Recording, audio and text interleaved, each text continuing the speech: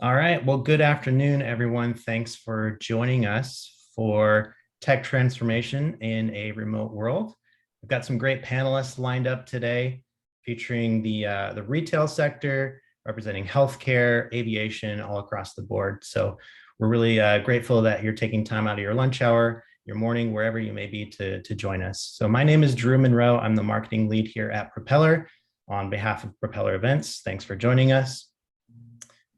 Here's the agenda for today. This session is being recorded for future viewing purposes, and we will be sending out a link to the recording later this afternoon for those who weren't able to make it. If you want to share this with your colleagues or other organizations, I will be introducing our host, Allison, as well as our facilitator, and then we'll introduce our panelists as well. And then we're just going to jump right into about 45 minutes of roundtable Q&A. We have some great questions lined up that Allison will jump into.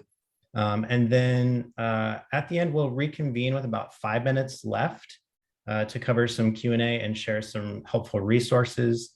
We have a tech transformation toolkit that we've put together for you all, direct download of 3 of our most popular tools to help you, whatever your tech transformation endeavors are. So a quick note about the Q&A, please utilize the chat box. If you have any questions throughout the panel discussion, go ahead and enter those in the Q&A, and Carl, our facilitator, will address those at the end. But if you have a hot pressing question, feel free to enter it in there and we'll address it at the end.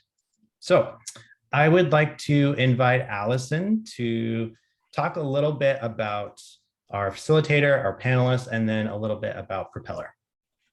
Thanks, Drew. Thanks to everyone for attending this afternoon. We're super excited to have you all here to talk about this hopefully timely and relevant topic to many folks in the community. So again, I'm Allison Torpy. I'm the managing director of the Denver office.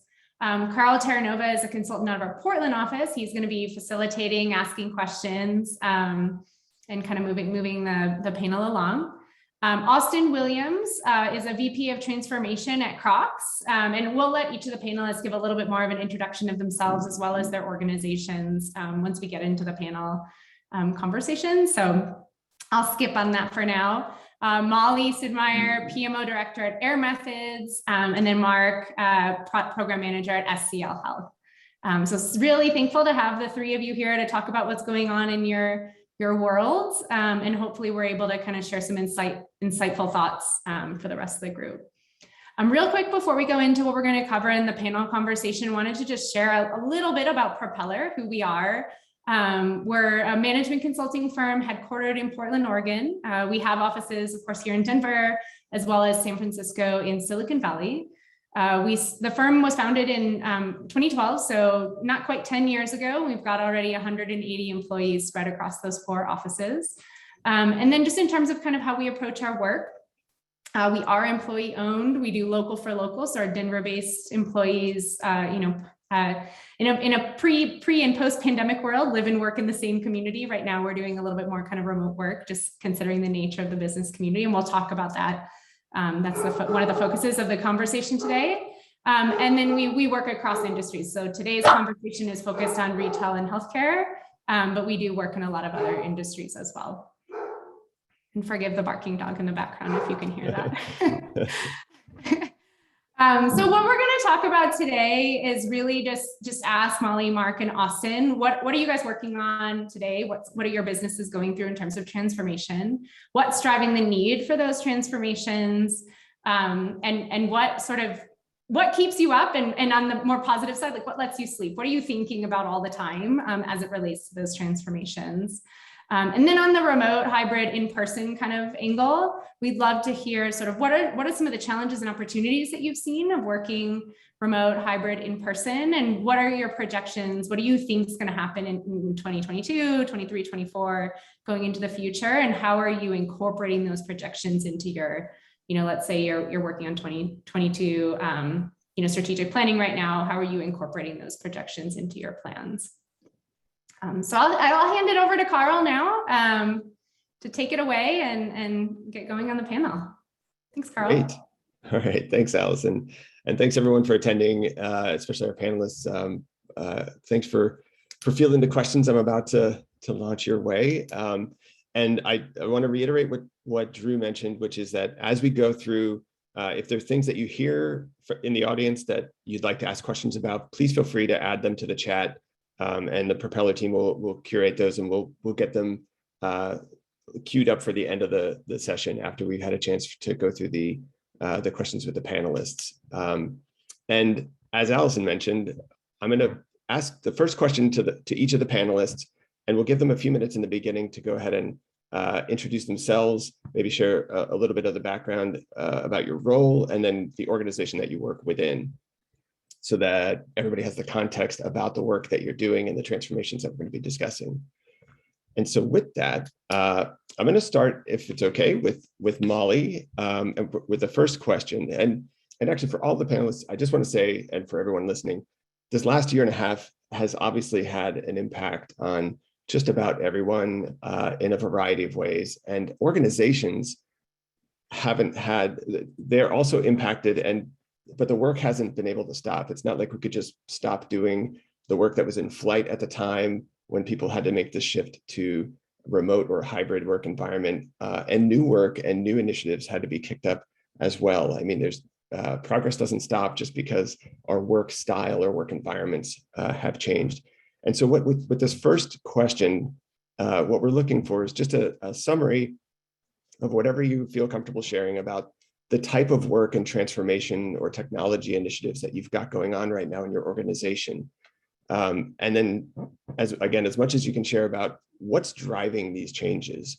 Are these motivated by previous circumstances before the pandemic hit and we made these changes? Are these emerging strategies that you were putting in place? But if you could talk a bit about the work, what the scope of is in general, and then the drivers for that work, that would be great.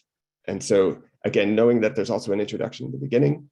And so with that, we'll start with Molly.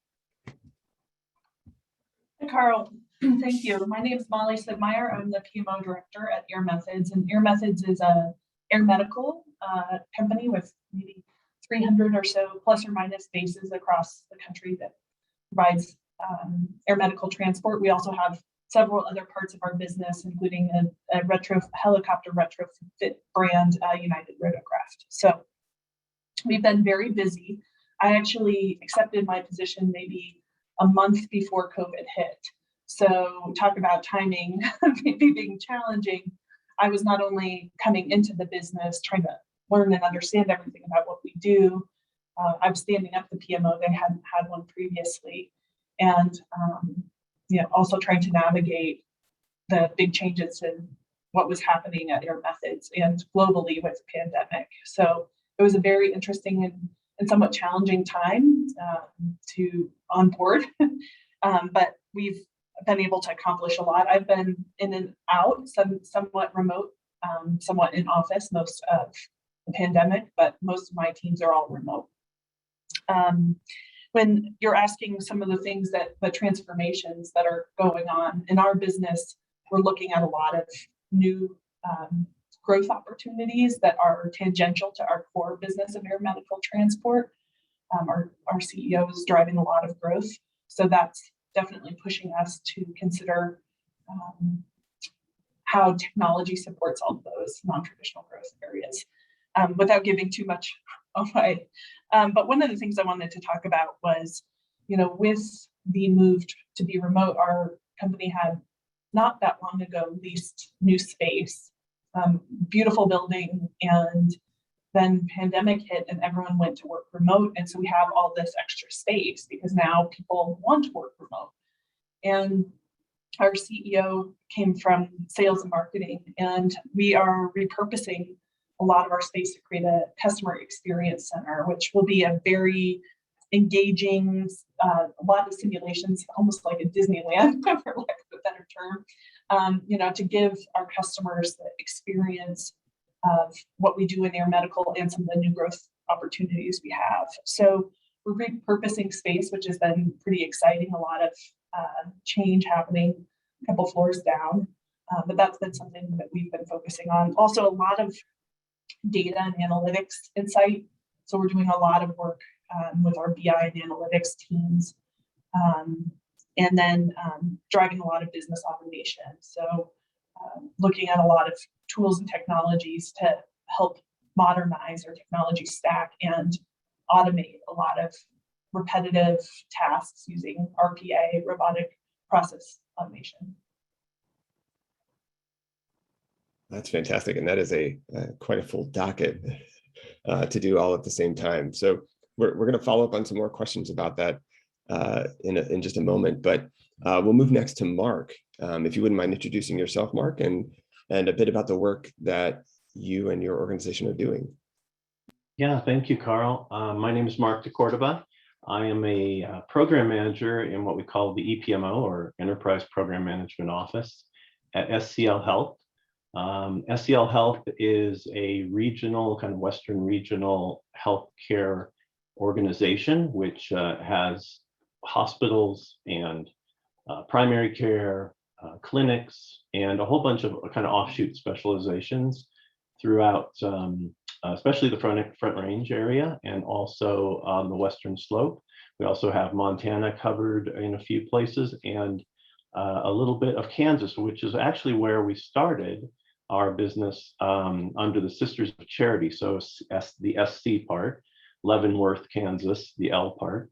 And that's a long history of healthcare. It goes, I think, back to the 1860s, perhaps. So we've been in business a long time, but we've also naturally adapted to very modern facilities, very modern technologies, even brand new kind of design of hospitals, in a much more sort of modern, welcoming, light-filled way. So it's a beautiful place to work. And I work in Broomfield, Colorado, under our system services, or kind of our corporate office, if you will. And then I think, Carl, you wanted me to take the same question, or was it a different one? Yeah, the same question. So what type of work or transformation initiatives do you have going on right now? Yeah, and I think I echo a couple of things, particularly I think the leased space issue that Molly sort of alluded to with their building, and yeah, we do see a lot of brand new buildings the last 5 years, right? And wondering what's happening inside all of those, hoping they're not gathering too much dust and that they're still very viable. In our case, we have leased space. We have made a couple a couple launches or relaunches of opening those spaces in 2020 and again this year. And we're looking to a hybrid model, though there was a lot of hybrid work already, just because our sites are spread out and we have to work across teams, across locations. So we have never really been co-located across projects. Although we have, as far as system services, and each of our hospital sites, for instance, obviously would have all the functions to run that site located there. So I think the idea of a really major look at the lease space and how do we reduce that footprint is a big one. The other one, of course, for us was a move from our regular service lines of care, procedures, surgeries, regular in-person visits, to COVID response. And COVID response was huge for us. It also had to follow many different regulatory hierarchies, I would say, on decisions about when, what could be open, what service lines could be run, and so forth. And so we ended up really making a decision that we had to very quickly stand up coordinated COVID response teams, and they did an amazing job. And thankfully, we had a lot of virtual health, telehealth technology in place already to help us make that move, so that it wasn't just a big shock and, oh, we have to build stuff to support this now. But you always have to move the people around, and the day jobs get changed, and new teams have to form.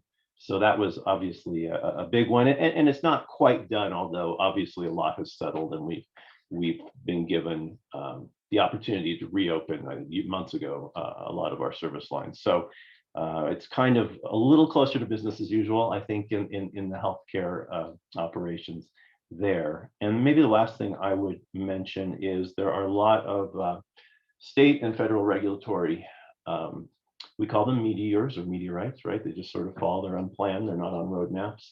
but they do come, and when they do, a program management office has to come up with a viable strategy, both for resourcing and for project planning within the other major growth and strategic initiatives that we manage. So those are all kind of our big names, I guess.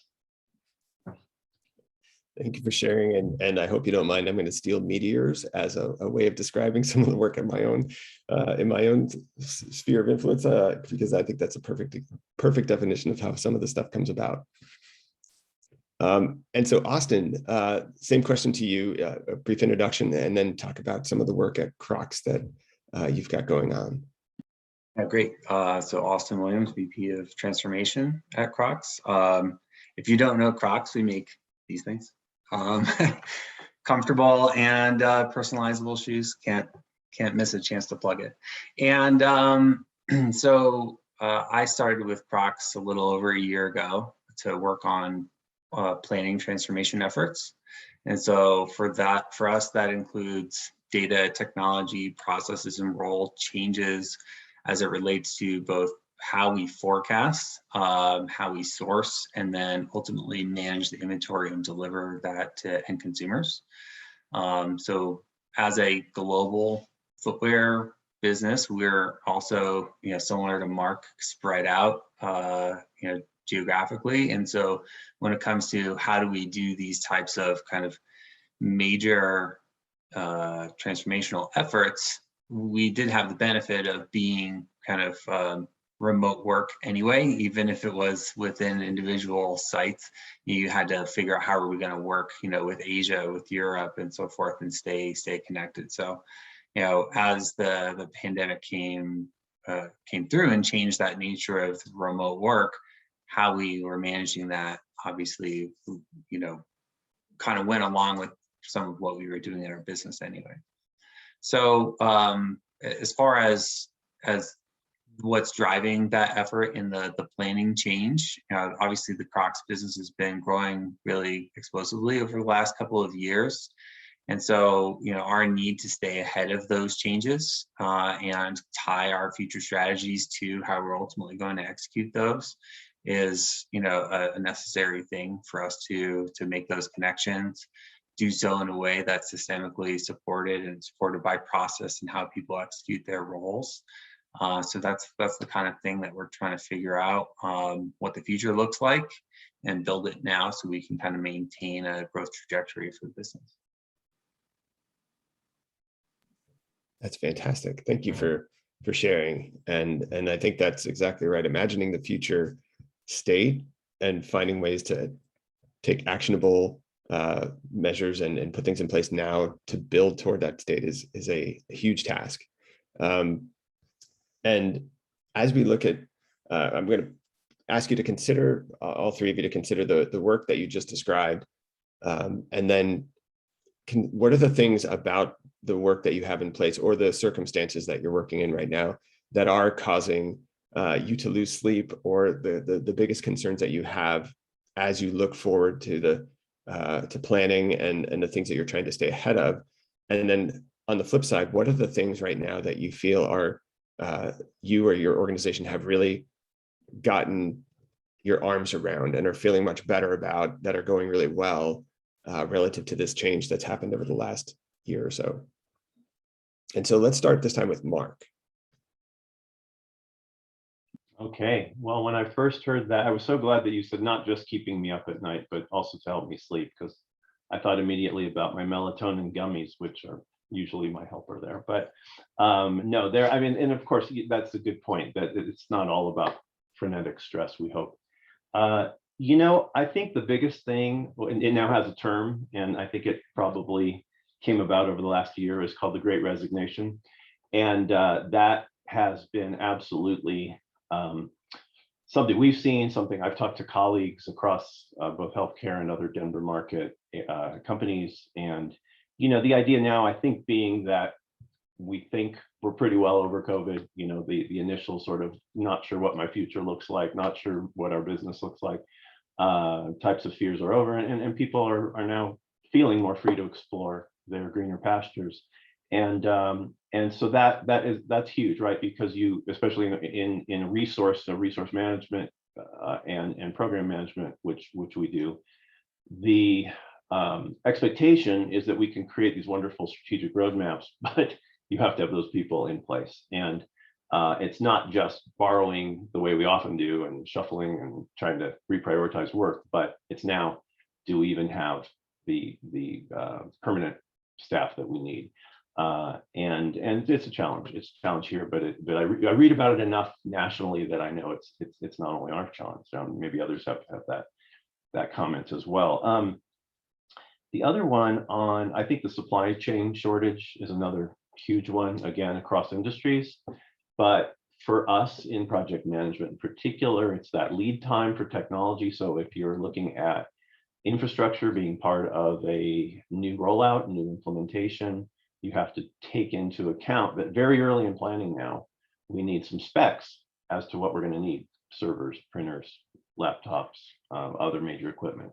And that kind of thing used to just be, oh, no problem, just get to me 4 weeks before go live and we'll have that lined up for you. So that, and also not just in technology, but we're finding that also in construction. So construction goods supply, a lot of the supplies for new facilities, for build outs of facilities, clinics, that's also a consideration, is the supply chain shortage. And then maybe on the sleeping soundly, I think what we could say is that we have job security. There's a lot of work to do. And for the people who are proven and have been there a while, there is a lot to do. And hopefully also a very, as you were kind of alluding to in your questions, a really great time to be looking at possibly redesigning for continuous improvement as well as disruptive improvement. What can we do now? And kind of engage some more creative side of our work. So hopefully that's a positive from all that. Absolutely. Yeah, some things that definitely resonate with what I'm seeing and hearing as well. So I do not think you are alone. Austin, let's go to you on the same question. What are the things about the work you're doing that are causing, whether it's melatonin aside, the sleepless nights, and then what are the things that are helping you feel better about the work and the control or insights that you've gained around some of the work going on? Yeah, so the amount of change that we're trying to institute over a relatively short period of time is probably the biggest stressor and what keeps me up at night, because especially doing it in this remote way, are we connecting with the people whose jobs we're changing or the new tasks we're asking them to take on, and how do you accomplish that? And how do you know, if you aren't sitting side by side with them necessarily, if they are kind of ready for the change that's about to happen or ready to demonstrate that change? So while we're pushing really hard on those things because we know what the future will look like, then we have to manage this giant supply chain disruption, which in our business is kind of the whole thing. We can't make shoes, we can't sell shoes, and that's that's a difficult thing to have, kind of these major disruptive forces while you're also trying to kind of self-disrupt. So you don't want to mess up what makes us successful while both of these things are going on. But one of the good things, I guess, about that is that it becomes a good stress tester against, what you're designing in the future. How will we handle this situation in the future? Knowing that this is happening, here's how we're having to handle it now. We can put that into like our design principles when we're designing kind of what the future looks like. So that is kind of like the silver lining to that point, if we can take one away. So kind of what helps me sleep, knowing what these disruptions are going on, is knowing that we first set the right vision for what we want to accomplish, that at this point we have some successes in the bag that we can say, see, we can make this work. And then of course, knowing that we've connected with the right, we have a great team, and that we've connected with the right partners to help us manage through it, gives me kind of the confidence that we're going to be able to come out the other side successfully. Fantastic. Yeah, that's great. And there's so many, again, things that resonate. And I like the idea that being able to kind of rally around your vision and know that you have a good vision, and that people and you have successes you can build on to promote and propel things forward, even though it's obviously a much different and perhaps more challenging time right now. That's great insight. And Molly, let's hear from you about what's keeping you up and then what's helping you sleep. My kids keep me up. Melatonin is not working. But I would say, I would echo what they're saying. Talent is the thing that keeps me up at night. Building strong partnerships has helped. We have a partnership with Peller and some other great organizations that help us. But what I've seen is a huge need to be able to pivot quickly and adapt and respond. I think nobody ever thought we could take teams and move them fully remotely in the way that we did with COVID. A quick aside, I led a large IT remote hybrid effort prior to COVID, where we had about 200 IT teams that were moving to different work environments, shared desks. And I remember managers saying to me in it, I want to see a picture of where they're working. I want to do home visits. I want to understand exactly what their day-to-day looks like with their working at home, and this kind of lack of general trust and how much work we put into getting people comfortable with working at home. And then like COVID happened and it all changed overnight. And there's all of the fears and concerns about having a remote workforce were radically different. So, I think for me, it's being able to staff just in time with talent as we pivot as organizations and understand what the new headwinds are, whether it's COVID or something else. I think the partnerships I do have given me great comfort, and some of the wonderful people I have internally. But I think that what you'd hear is there's, it's a very competitive environment to get and keep staff. I'm trying to think about what helps me get through it, and I'd say, having strong peers, a great working team, supportive leadership always helps. I think we're responding to a lot of the same headwinds, that Austin or Mark outlined. Being able to change our business and move technology at the same pace that we're changing business, right? In the technology stack as we're pivoting. Yeah, absolutely. And first of all, I've tried melatonin with my kid as well. It's just that maybe instead of me taking it, maybe that's where we need it. I'm not just kidding, I haven't done that, but I have thought about it. But yeah, I think, again, you've also hit on a lot of the topics that I'm hearing, and I know others at Propeller are hearing from our clients and the teams we're working with that are real challenges, and that shift to the pre-COVID beliefs and assumptions about remote work, and that lack of trust that work happens in remote work have had to be rethought very quickly, because in some cases there wasn't an alternative. You had to trust that was going to happen.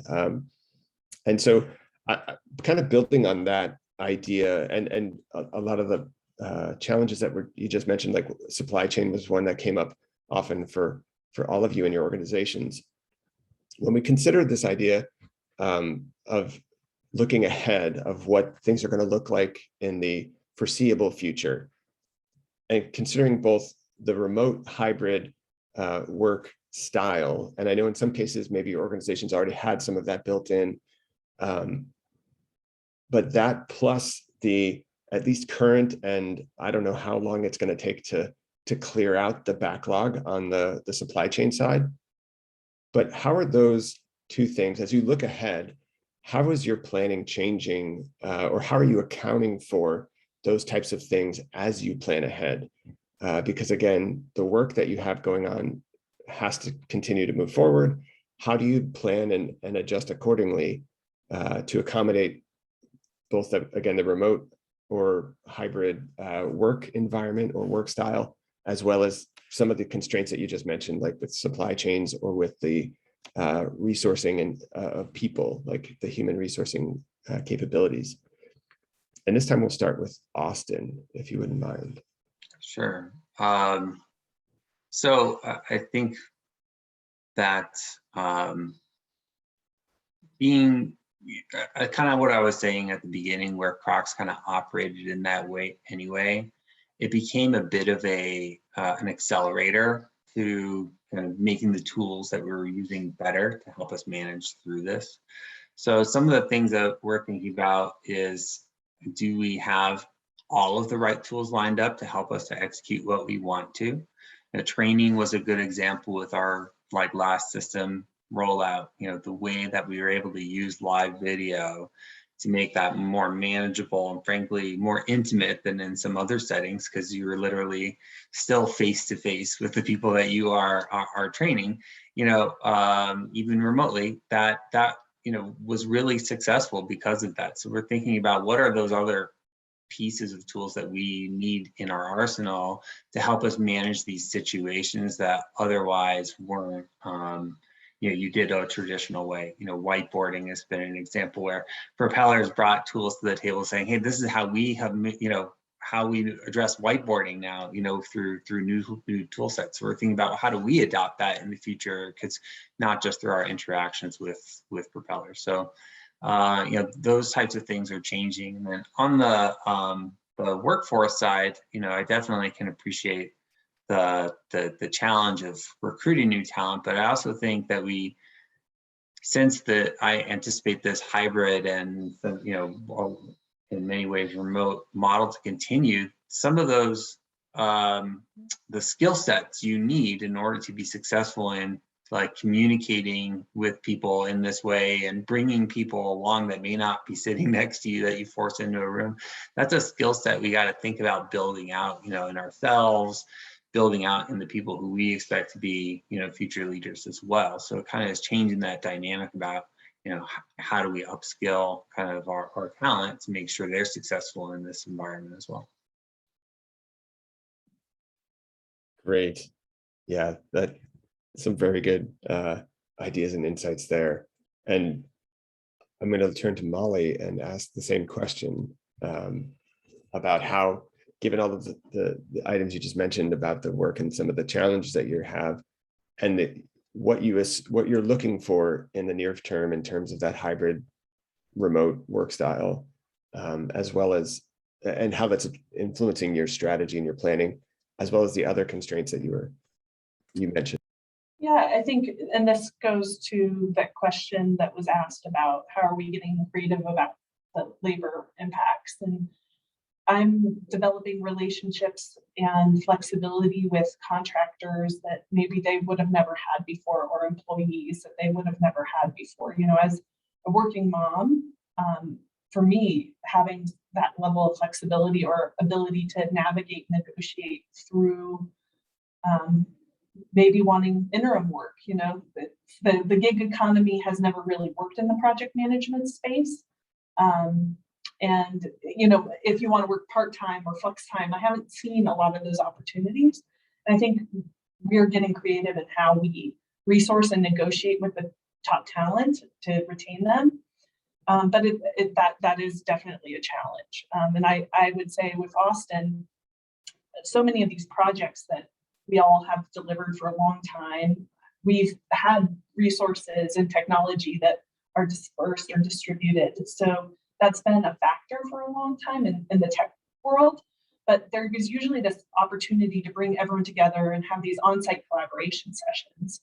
And I think one of the challenges that I'm thinking about in planning these big initiatives is how do you bring people together when, we were talking recently on a large project. Well, how about we have this big collaboration session? And I'm like, well, nobody's going to be in the office.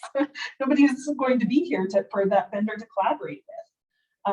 And so how we create opportunities for collaboration that are still meaningful when people aren't face to face, and how you draw out ideas. I've been working a lot with our continuous improvement team on how you draw out ideas and transformations when, so much about that is about interaction, how you foster that in a remote world.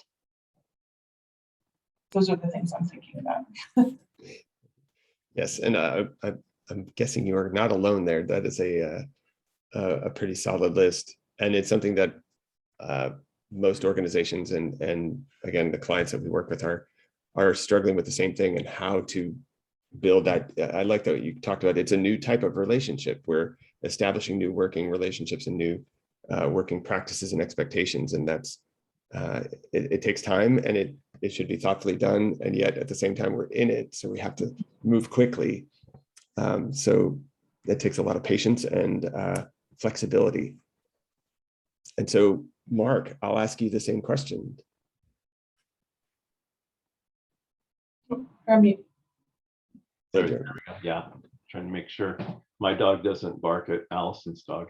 So anyway, I would echo some of the same things. The whiteboarding, yeah, I really missed that, and I missed the collaborative sessions as well.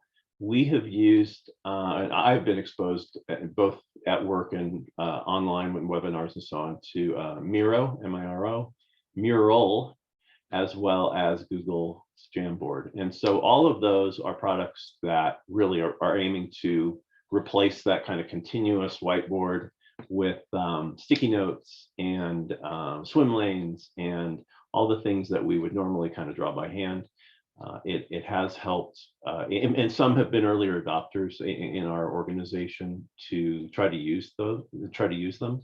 I think a lot of the rest has been very experimental. So there's no way there's a standard in my organization that I've seen, but the ability to start being aware of them, to use them, to have the, just as we've learned office type products, desktop products, collaborative cloud-based products, which we have a lot of that, which was in place before COVID. So, it's a learning curve. The other thing maybe noting is that for our come back to work planning, we've essentially come up with something like four profiles. So there's the always remote, there's the must always be, particularly if you're in a hospital, let's say, must always or mostly be at work. And then there's somewhere in between, right? The 1 a day, sorry, 1 a week, 2 a week kind of. So I think putting them into profiles has helped to put a sort of a persona around what does that look like? What's the use case, if you will? What's the user story behind each of those? And how do we make those decisions well? And how do we collaborate with our associates or employees to try that out, make sure that that's working for everyone? So there is a little planning going in as to kind of structuring what those roles look like in a remote and hybrid world, kind of as you asked. And I'd say the last thing for me, and this is particularly on the difficulty side, I've talked to people who have left positions at my work, and they've gone to new pastures, and yet they had to do it during COVID when there was no one there to greet them, there was no team to bond with, there was no welcome event, there was no first meetings, and in some cases that was a failure for them. That just didn't cut it, and it was lesson learned, mistake made, move on. And so I think we have to be really attentive to how we do onboarding. In our case, we have an onboarding checklist, but we also provide a buddy, sometimes two, and take them through the processes as well as the tools, as well as just being open to any question you might have. Anything maybe other than HR, which might go to that, but anything sort of in the daily workflow. So I think onboarding is very important and will be continuing through this year and maybe next, as people are not sort of, what's the word, bonding, having those opportunities to form sort of the team experience. That's great. And I like that idea of the intentionality of having personas about internally the roles that you have and how you want to consider the work that people are doing. That's a really powerful way of formalizing and really making sure you're not missing out on any people or types of people that are going to be within the organization, so that you're catering to everybody's needs, or at least identifying what those needs might be. And I know we're getting close to the end, and so I want to open this last question up, and it's hopefully will be a little more about some of the things that you found to be successful at? Because one of the things, and Mark, your last comment touched on this quite a bit, but it has come up a little bit all around, is that culture is a large part of every corporate environment. And in a remote or hybrid environment, especially under these circumstances where it happened really quickly, culture might be a little different. The engagement with culture might be a little different now. And so if we could have each of you just talk a little bit about any impacts you've seen from a cultural standpoint, and what are some things that you've found that have worked well to help foster the culture that you're trying to cultivate or continue through this COVID environment? So, whether it's collaboration or communication or individual practices you have internally to try to continue and cultivate that culture, that would be great. And let's start with Austin this time. Sure. I think one of the most challenging things is this, now that we're on, our video conferences back to back to back to back, and the time for that drop-in or hallway conversation, which we know is an important pathway to like information sharing, just kind of doesn't exist anymore, in a more aware fashion. And I've even gone into the office and spent all day sitting at my desk facing teams, right? So how, how are you still building culture when not everyone, even because we have a similar kind of profile group, semi-remote, kind of model, and not everyone will be in the office on the same day at the same time. So you still have to kind of connect. So it is about, I think, figuring out how to translate that into this kind of environment. And so I found two things to be important. One is to make sure to not just always jump into the agenda. Right? How do you engage people a little bit? Make that time that you otherwise would be waiting for others to join, and spend that time to get to know others and find out what's going on. I think that's just like a natural component that can get missed when you're in these back-to-back. Oh, I got to jump to the next meeting. See it. So that's one thing that I think has helped kind of gel the team. The other part is like planning the time to celebrate wins. Like, how do you actually carve that out within the calendar, since everything is now hyper calendarized? Make sure we carve out those times to celebrate, and figuring, got to find the fun ways to do force fun remotely, but it's worth the effort to then get people engaged and together in the way that represents the culture of your business. So I think that because it's going to stick around for a long time, getting ourselves into those regular practices of saving the time, both at the beginning of basically every meeting to have that interaction with people, but also like literally carving out the time. Same way we carve out time for strategy time versus execution, we got to carve out time for kind of cultural and celebration time. Love it. Fantastic. Mark, how about you go next? Sure. I'd like to kind of add on to Austin's comment about Zoom fatigue and making time. One of the things, our culture is very unique, and I'll get to a couple funny things, but right at the start, I think seriously, we need to take that time to bond, take that time. And what I do actually is I have meetings that start at 5 after the hour. So what that allows people to do is take that break, hopefully, maybe rush and grab a snack, and they don't go until the end of the hour. So we're kind of looking at 45 to 50-minute meetings, sometimes, for the lesser ones, 25 to 30 minutes, but really kind of allowing that time for everybody. And then the people who join early, that's great, because now you have some time to just chat and catch up with folks. I noticed also that I think we just went, in October, there was a World Mental Health Day. And I think things like that, and there was Mental Health Month in May. I just looked that up before the meeting.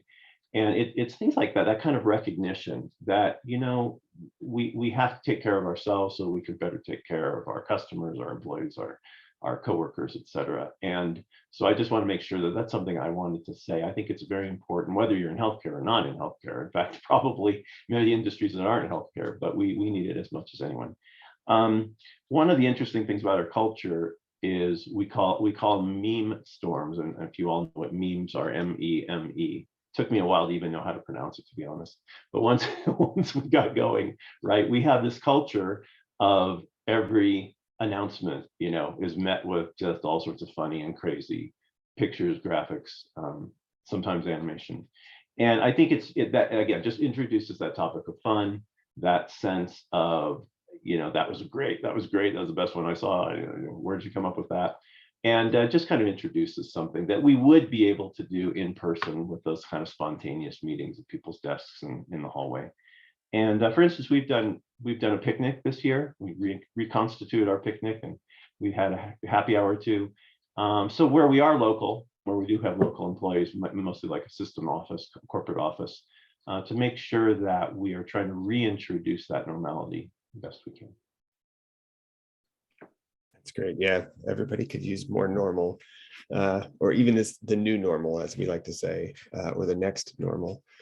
So great ideas. And Molly, we'd love to hear your cultural insights. And yeah, I think it's allowed me to source talent from anywhere and everywhere. And I think that's a really great addition to our arsenal of the challenges we were talking about earlier with finding the best talent. I think cultural can be challenging. So I think some of the good suggestions Austin and Mark had, I think I've always focused on production than kind of what hours you work, or, a very flexible work environment. And I think this has only allowed people to have more flexibility in how they manage their home and work life. And there's not this expectation of button chair from 8 to 5 or whatever that old traditional mental model was. I think it's also given us an interesting window into each other's lives. My kids will occasionally run into scream, or people will meet my dog, the dog will be barking. And I think it's given us a window into people's homes. Mark looks like he loves books, and so it's given us a window into people's lives that we maybe didn't have before because we only saw them at work. One of the big challenges I'm trying to navigate is how we get teams to detach or unattach, because there's no breaks between work and personal when they're remote. How they, manage that time between walking from their desk to, the fridge to grab lunch and actually take a few mental health moments, and, wind down at the end of the day, because it's just so easy. I know for me to just keep working when I'm at home. I'd say one of the benefits, it's allowed me to be more tangentially involved in projects that I might not have been able to pop into a meeting as easily, but it's allowed me to kind of keep my finger on the pulse of a lot more, because I can hop in and hop out without being as disruptive as maybe an in-person meeting might have been in the past. So those are some of my thoughts. I think making sure that we're giving people some relief from Zoom fatigue. We recently said no meetings on Fridays. In IT, we're trying to minimize it. It's a little bit harder in a leadership position, but to give people some time to heads down work without all the distractions. So that is fantastic. And I love that idea of the tangential involvement. I hadn't considered it that way, but I think that's something that is certainly true. Now it is much easier, since you don't have to be physically there to drop in and learn a bit more about what's going on across the organization. And hopefully that becomes like a positive thing for people to see people present in more meetings or discussions about a variety of things. So to broaden awareness.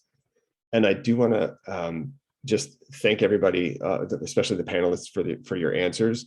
Lots of really great insights. And I know we had a couple of questions come through the chat, and I just apologize. We are near the end of our time. So I'm going to hand it back to Drew so that we can at least get you connected with some follow-up information. So again, thank you, panelists. And Drew, I'm going to hand it back to you. Yeah, thank you, Carl. Thank you, Allison, Molly, Mark, Austin. Some great tips, great conversation here. So we're going to wrap up today with some resources. You all mentioned some great tips, some great cultural things that you're incorporating into your business.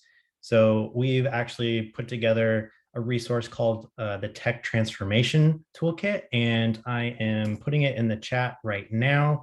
If you check your chat, there's a link to download this toolkit, and it's just very simple, back to basics, but important daily stand-up guide. What is a daily stand-up guide? How do you run it in your teams? A team retrospective. So we will actually do a team retrospective for this event to see what went well, how can we improve it? So back to Molly's point about that continuous improvement, that's a way to incorporate that into your business. And then lastly, driving change remotely. How do you leverage the resources and build energy for those remote teams, those hybrid work environments? So check out that link, download it. It's all zipped up into a folder. If you have any issues downloading it, feel free to email us afterwards in your email with the link that you got the Zoom link from. Be happy to send you those files individually, but hopefully that provides some kind of value for you and your organization, whether you're retail, healthcare, aviation, whatever it may be. So again, we want to thank you so much for joining us today. Thank you again to our panelists. We will be sending a recording of this event later today, perhaps early tomorrow, as well as a link to download that toolkit. So on behalf of Propeller and our events, we thank you so much for joining us today, and we hope you have a wonderful, great rest of your afternoon.